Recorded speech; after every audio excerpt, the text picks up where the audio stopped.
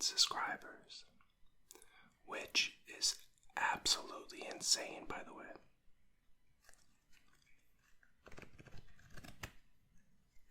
It's currently raining pretty hard outside, and it just felt like the perfect time to make this video.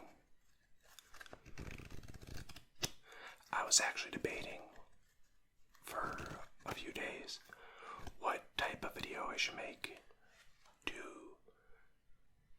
celebrate this milestone for the channel with you all. I first thought about doing a face reveal, but I really wanted to save that for around like 1,000 subscribers, just because I felt like that was like I don't know, some kind of a cool milestone type of thing, you know, like I don't know, like a mystery, I guess. I don't know. But then I thought about doing something like a Q&A, but I couldn't really think about what questions I would want to answer, stuff like that. So then I finally decided that I would do an assortment of random ASMR sounds with different items around the house. And also a channel update, since I felt like that would kind of fit the milestone theme. So that's what we're going to do. Before we get started, I just want to say thank you all so much for all your support. Seriously, I can't believe that we've hit 100 subscribers already.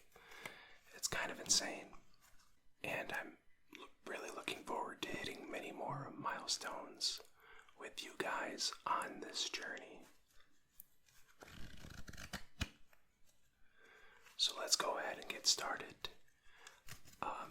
You might be guessing that by me holding these cards, I'm gonna maybe do some awesome magic trick, or perhaps even, I don't know, some nice deck shuffling, but you would be completely wrong because I'm terrible at both. So I'm garbage at shuffling a deck. In fairness, I haven't really practiced that, and also magic tricks are therefore out as well. But I could still go ahead and sort of skim through the cards, go through them for you, and make some cool deck sounds. At least somewhat cool deck sounds.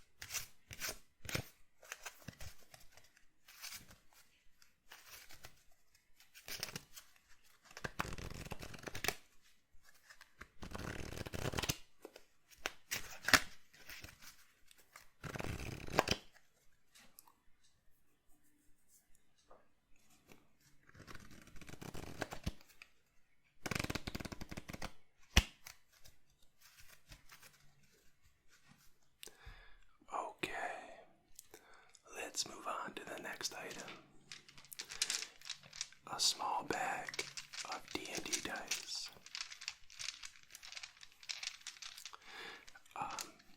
This isn't a sponsor or anything, but I got this bag at least from Daggerdale Dice. I don't remember exactly what set of dice I had purchased from them, but there's just a random combination of dice in here, from what I can recall.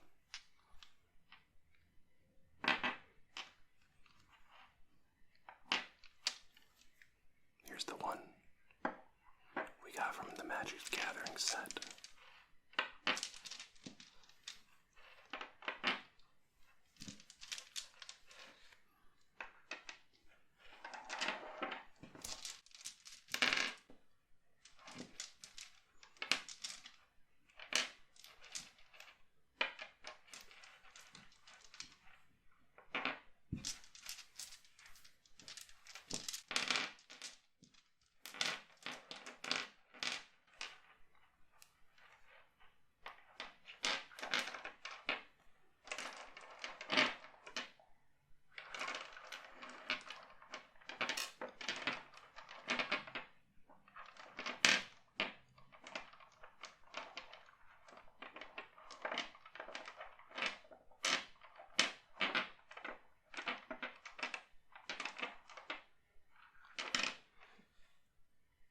For those of you who are not familiar, there's different types of die that are used in games like Dungeons and Dragons, for example.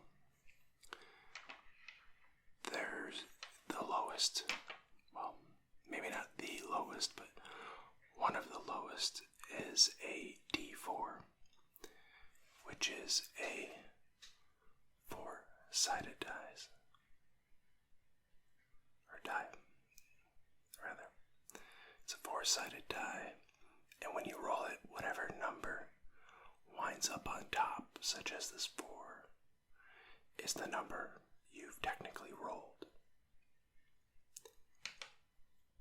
You have the next highest, which is something we're probably all familiar with.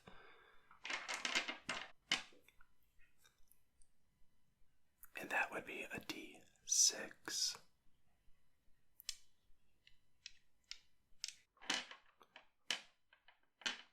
This looks like it's probably from a Yahtzee board or something, now that I'm looking at it.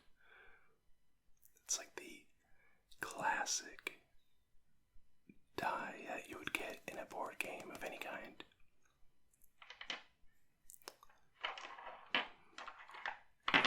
Following the D6 would be something called a D8. A D8. After a D8, there is the D10, which is right here. This is a D10. The 0 represents the 10. And then followed by that, you have a D12.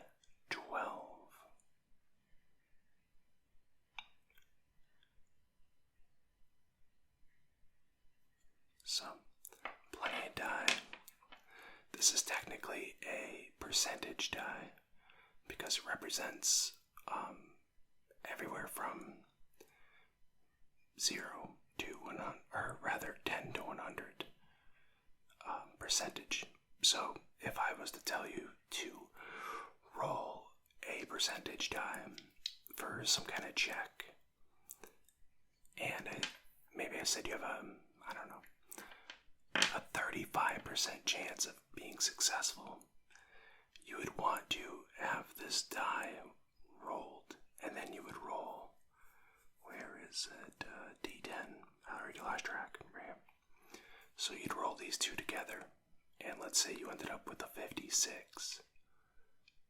Well then, you wouldn't be within the range of the 35. So it'd be a failure, but if you were to roll a 34, then you would be successful. Last but not least, of course, you have a D20. Almost forgot about the most iconic die of them all. this is used for pretty much any role in a Dungeons and Dragons game. Any kind of skill checks, attack rolls, saving throws, all that stuff is made with a D20. So as I'm putting these dice away, one update I wanted to make for the channel is that there is a new microphone that's going to be starting to get used soon. I'm going to be doing an unboxing on it, actually. It's a, I can't remember the exact model. I should probably check on that, but we'll find out during the unboxing. It's a Shure mic, so it's going to be an upgrade from my Blue Yeti mic. The current setup I have is I have a Blue Yeti that's pretty much hanging on a boom. A boom arm or whatever that's called. Just like a microphone arm. And when it hangs here, this on this side would technically be your right ear. But then over here would be your left, or maybe, or no. Yeah, this should be your right, and this should be your left, if I'm not mistaken.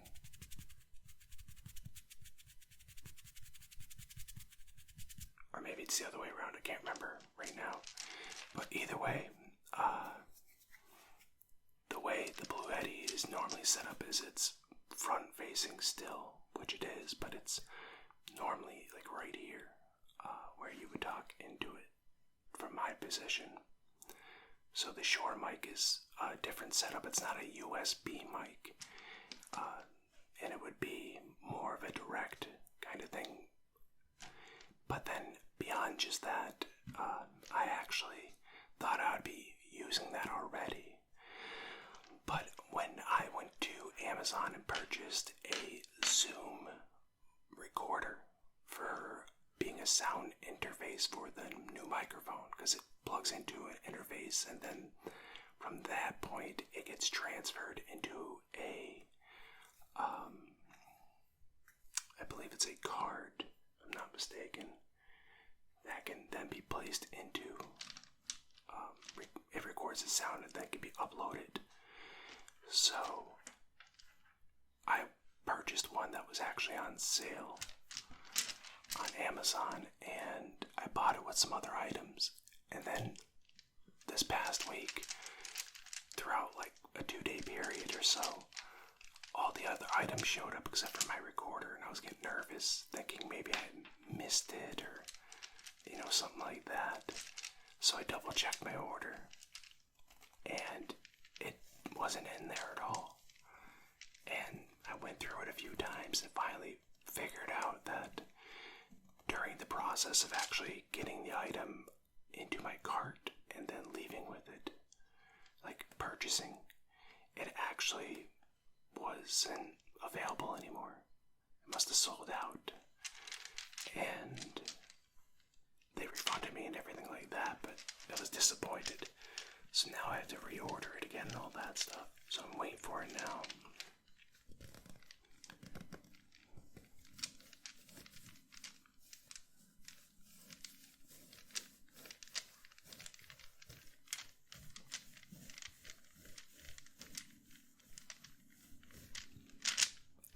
I think for what it is, the Blue Yeti is actually really good. And I might even still use the Blue Yeti after I have the other mic set up too.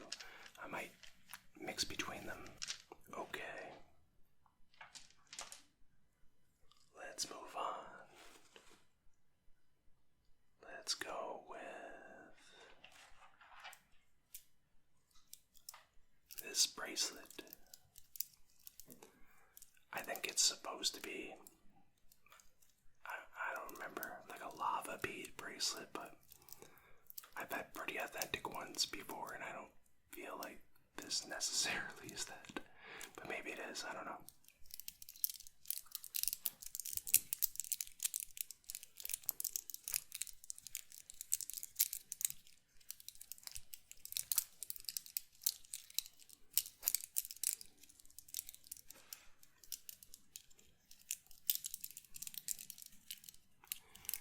must say I'm pretty excited as the channel continues to grow to get better equipment and to eventually be able to create things like polls and also community posts. I think those are really cool. And eventually, live streaming, that would be fun. Could live stream games, maybe Q&As. I don't know. There's a lot of cool things that can be done with that. So that's an exciting milestone to eventually hit to.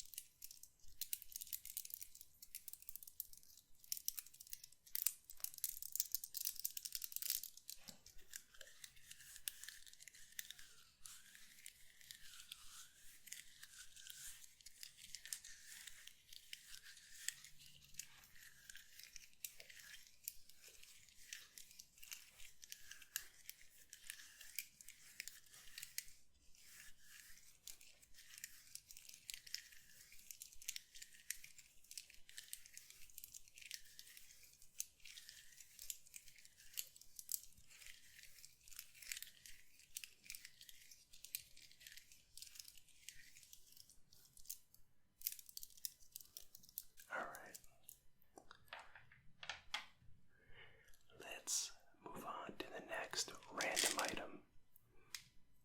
I have no idea how this is going to sound during editing. I feel like it's going to be super loud. So I'm going to do my best to make sure it is not at an unbearable level.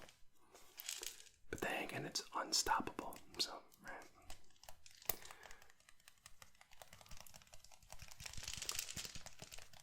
In case you're wondering, this is Old Spice scented. I don't even know what they're called. In-wash scent booster. All I know is you put like, I don't know, a certain amount of the capful into your washing machine prior to putting the clothes in, and then you know afterwards you put your detergent and all that in as well. And when you get done washing it, this adds a really nice scent to your clothing that the detergent doesn't necessarily provide, because there's no Old Spice detergent yet.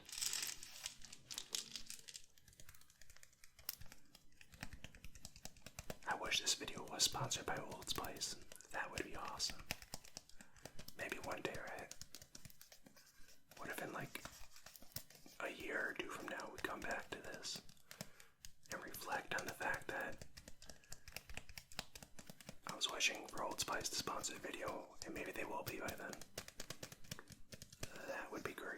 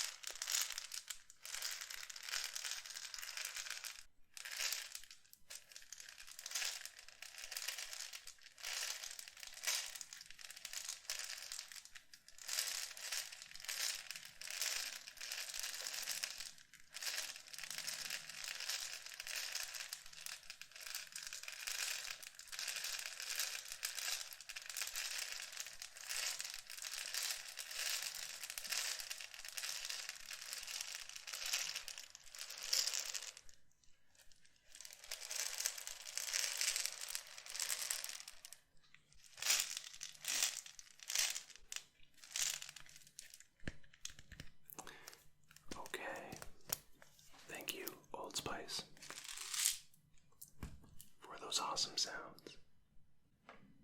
So next item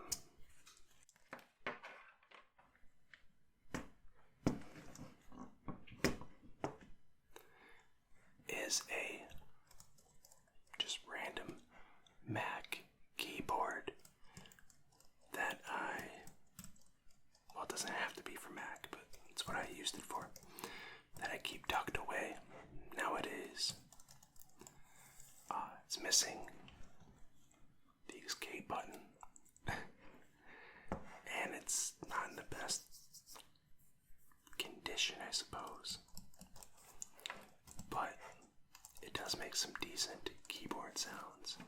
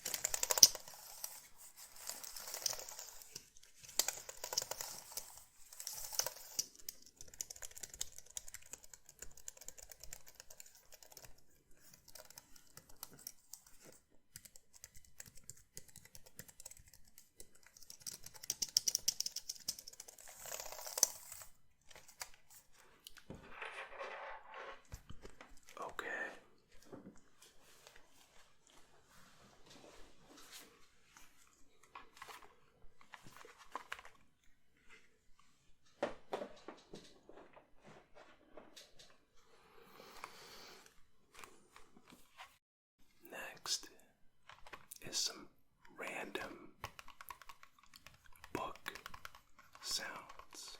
This is a soft cover, and it's a combination of The Legend of Sleepy Hollow and Rip Van Winkle.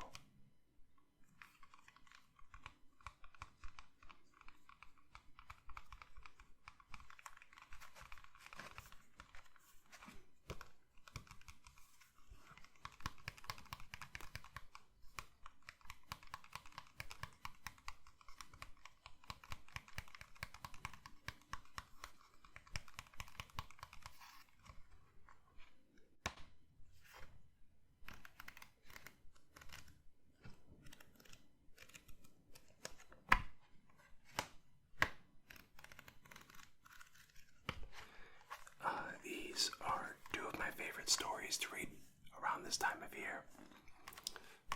I think they just both have a fantastic fall vibe to them. Perhaps even I can read these for you. I never looked into it if it was allowed or not via YouTube, but I think that Washington Irving's work can be read. I think it's kind of, I don't think it gets stopped. I mean, what's the worst that can happen? They're gonna demonetize my channel. That's not monetized. That actually happened. My last NFL card opening video, there's a scene in there where I just take a 15-second clip to demonstrate a play that was made during one of the games. That it's like a moment in time, kind of a card that sort of captures that moment. So I just showed a silent version of that play. And I was wondering what was going on with that video because it was taking so long to upload. And I don't know actually if it had to do anything with upload speed or not, but finally it turned out that during the checking process, it was taking forever of the YouTube upload. And I get a notice back that my video has been copyright claimed by the NFL, which it is what it is. I mean, I did use the 15-second clip, but I just thought it was so funny because there was no strikes in my channel or anything like that, but I just thought it was really funny due to the fact that, number one, my channel's not monetized, so they're not getting anything from it. But then the second part is, it's just like, man, it was only 15 seconds. Like, can you imagine if I was some big, like million viewer YouTuber, and they decided just to claim that video for their own now due to a 15-second clip? I don't know. You would think stuff like that's sort of helping promote a brand or a business, but I don't know. That's just a side tangent. I just thought it was funny.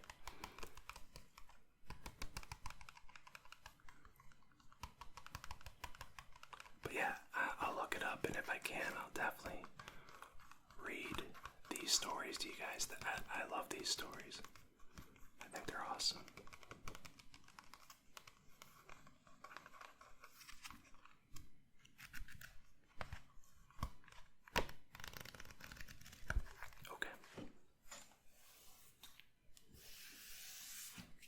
Next is just this silk cloth.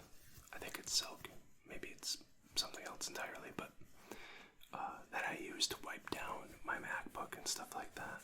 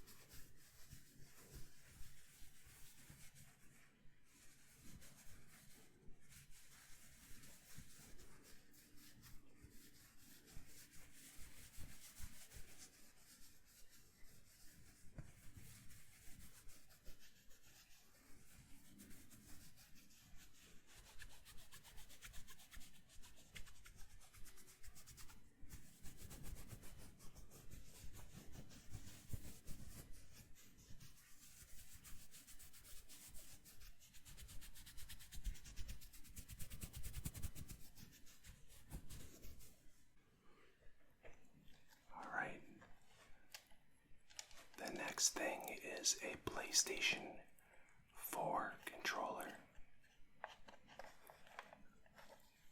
This is mainly the one I use for playing emulators, such as the Pokemon trading card game, for example.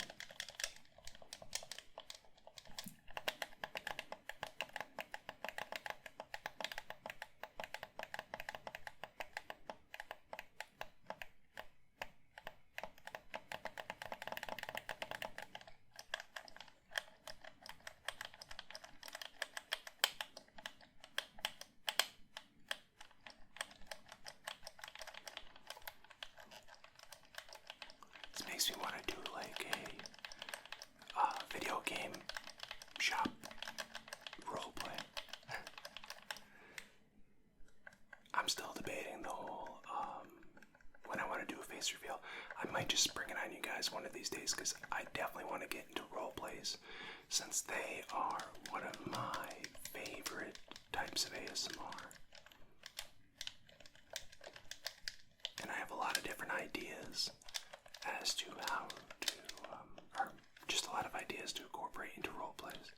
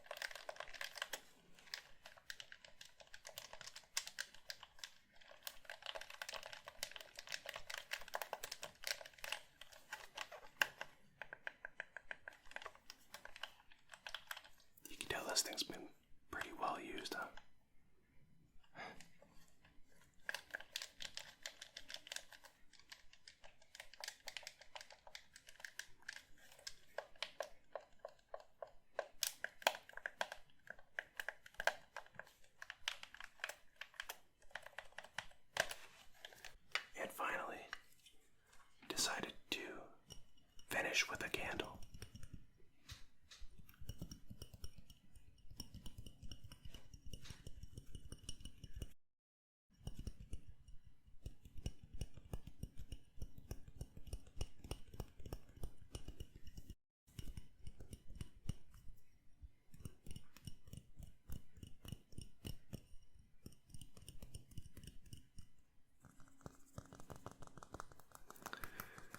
But yeah, I'm honestly so grateful again for everyone being subscribed. I mean, 100 is a lot. I tend to think of it in terms of, like, let's say, for example, my ASMR channel is me up on a stage. Not to be narcissistic or anything, just hear me out. So let's say it's me on a stage in like a high school auditorium and it's empty, right? That's you starting a channel. And all of a sudden you have like one person walk in. Like I still remember my first subscriber and getting them. And that's what I pictured. I was like, oh, there's one person that just walked into my lonely play. And then, next you get someone else and someone else. And I remember, I was at 18 subscribers for about, I don't know, 2 weeks or something like that. It was about that amount of time. And I was like, that's actually a lot of people, because when you see the number 18, you tend to just kind of overlook it, I suppose. And I was just reminding myself, like, that's quite a few people, actually. Like, could you imagine just sitting in a room, whether it's an auditorium or just a living room, and having 18 people kind of gather in to watch you, like, play with a candle? No pressure, right? That'd be tough. And so I just keep imagining, like, an auditorium filling up more and more. Just to put in perspective just how many people there actually are watching or subscribing. And now that it's at 100, it's like, whoa, that's quite a few folks. I can't imagine what, people feel like with 10,000, 1,000, 1 million, subscribers. Like, that's literally like football stadiums as far as the tens of thousands. 1 million, that's, I don't know where you'd fit that many people. It would have to be like a block party in New York or something. I don't know, probably, yeah, way larger than that. So, all that to say, I'm just so thankful and just blown away by all the support.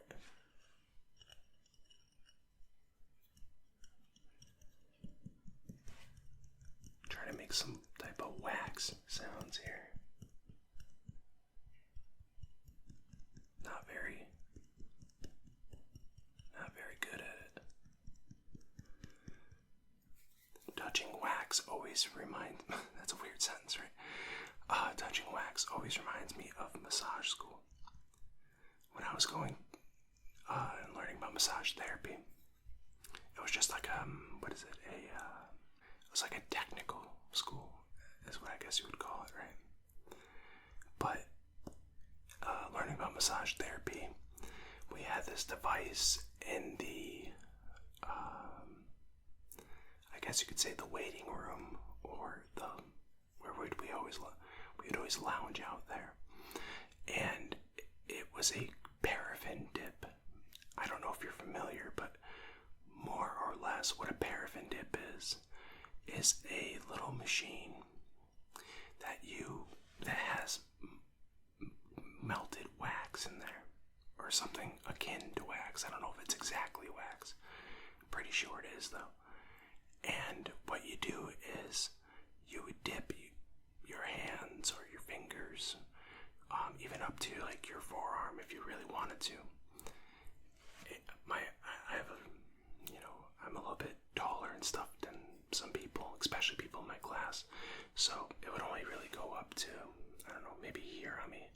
Whereas like some of the smaller people, it would go up to like, I don't know, up there for comparison.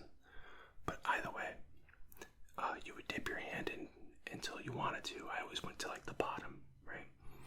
And you would let this warm, melty wax just kind of continue to wash over you. It just feels like you're marinating, for lack of a better word, inside of this wax.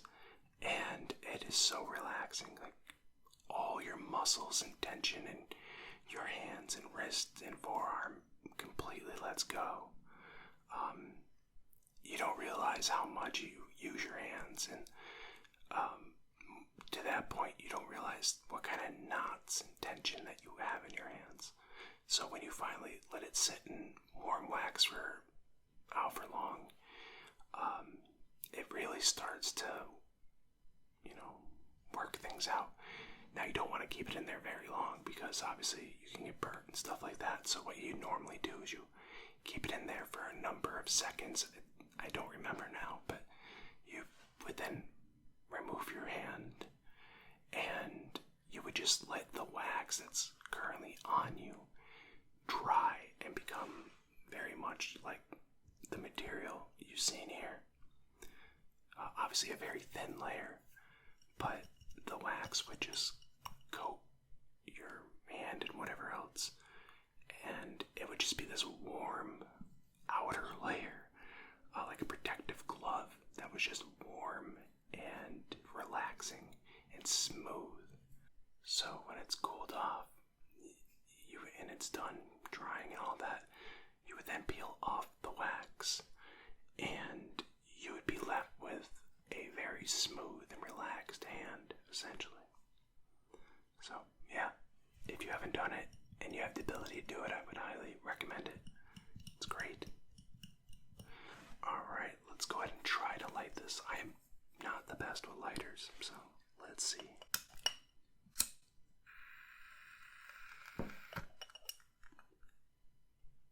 But that time I was pretty successful.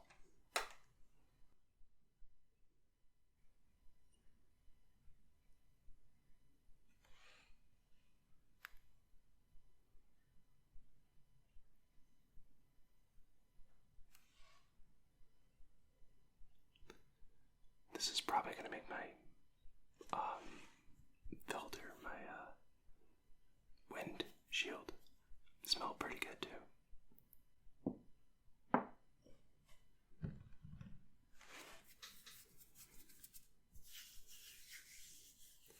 Well, friends, that is the video for today.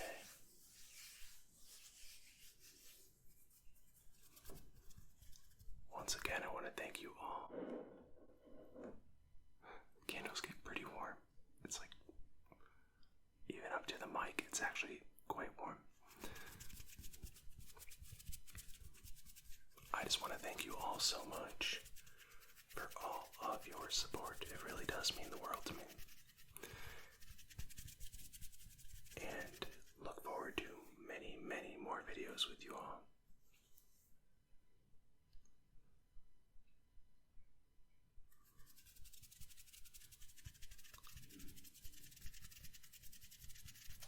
And if you're still awake,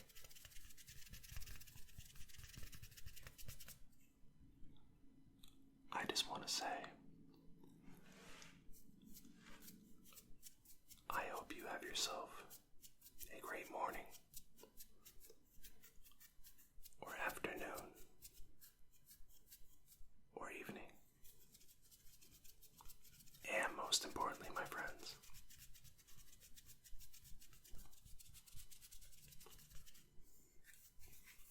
I hope you sleep well.